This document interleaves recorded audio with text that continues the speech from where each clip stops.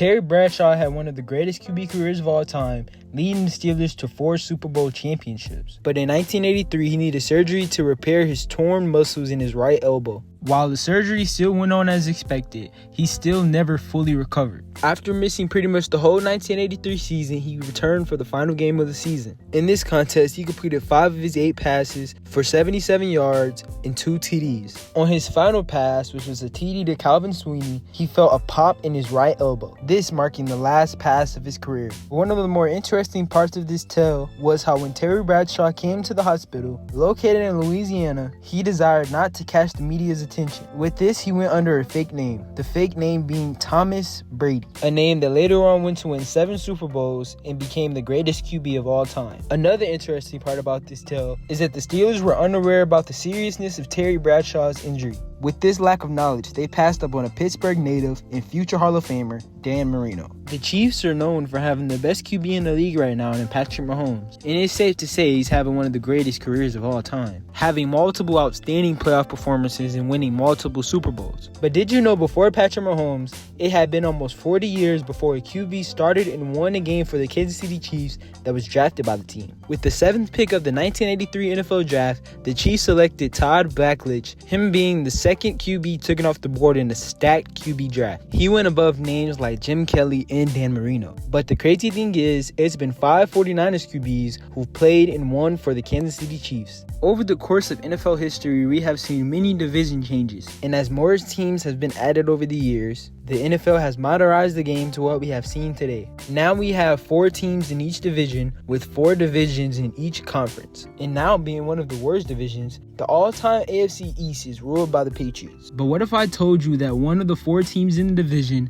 is not even top 4 in division titles? The New York Jets in their franchise history only won 4 division titles, also tied with the Houston Oilers, who haven't been in the division since 1969. The Colts also won more AFC East titles than the Jets, winning 6 of them. This stat further proves the case that the Jets are one of the most historically bad franchises of all time. Trindon Holiday was drafted in the 6th round of the 2010 NFL Draft by the Houston Texans. He came in at a shocking height at only 5'5", but he was ultimately drafted for his speed, and after a rough start in the preseason, he finished the preseason with 3 total touchdowns, securing a roster spot. During the regular season, he struggled with fumbles, which led to him getting released before week 6. With this, the Broncos picked him up, unknowingly setting the stage for a one-of-a-kind-like season. The Broncos finished off the season hot, winning 11 straight games. And knowing that he was released from the Texans while they were 5-0, Holiday joined an exclusive list of perfect regular seasons: the 1972 Dolphins, the 2007 Patriots, and 2012 Trindon Holiday. Kurt Warner is well known as being a Hall of Fame QB and taking an obscure path to get there, but the sheer amount of dominance he applied on the NFL in the small amount of time he played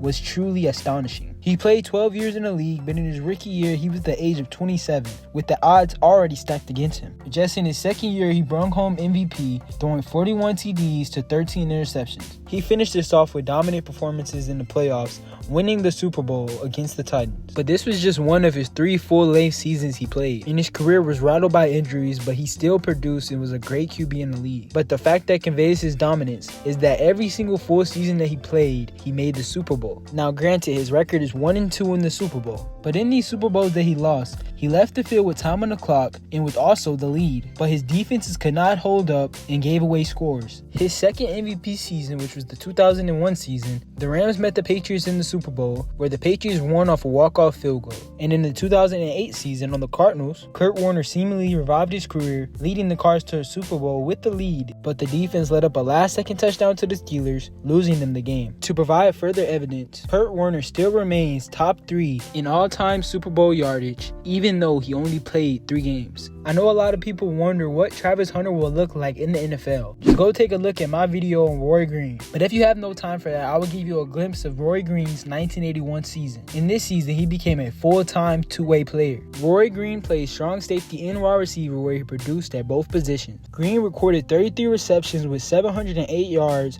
on 4 TDs, while also on the defensive side of the ball catching 3 interceptions, including in one game of the the 1981 season against the Redskins, he caught an interception and a touchdown in the same game, something that hadn't been done since 1957. Roy Green really broke many barriers, and his loyalty to Arizona is really something to be fond of. Green is undoubtedly one of the greatest athletes the state of Arkansas has ever produced. Now, the 2010 Raiders were an interesting team. The previous season, they only won 5 games, and they've been producing losing seasons back-to-back since their Super Bowl appearance in the 2002 season. But the 2010 season was an improvement for the franchise. They ended up sweeping their division, improving from their prior year's win total in division record alone. But somehow, the Oakland Raiders still found themselves out the playoffs when the time had come for the 8th consecutive season. These Oakland Raiders became the first team in NFL history to go undefeated in their division and not make the playoffs. Now, Tom Brady is the greatest QB of all time, undoubtedly, and his dominance in the regular season continued in the playoffs, as he won 7 Super Bowls and appeared in 10 of them. But the all recoiled by the side of his stats is something to take note of. Tom Brady's all-time passing yards in the playoffs almost doubled the number 2 player on the list, which is Peyton Manning, and Hall of Fame QB and a 5-time MVP in his own right. In passing TDs, he also almost doubles the number 2 player, which is Patrick Mahomes, a QB who is undoubtedly a future Hall of Famer. His vast distance and numbers from peers is something we haven't seen in any position other than wide receiver with Jerry Rice. Some people could say it's because of his longevity, but this level of dominance over any amount of time is simply unheard of. But to take it further, I have another stat for you. Over the Super Bowl's history,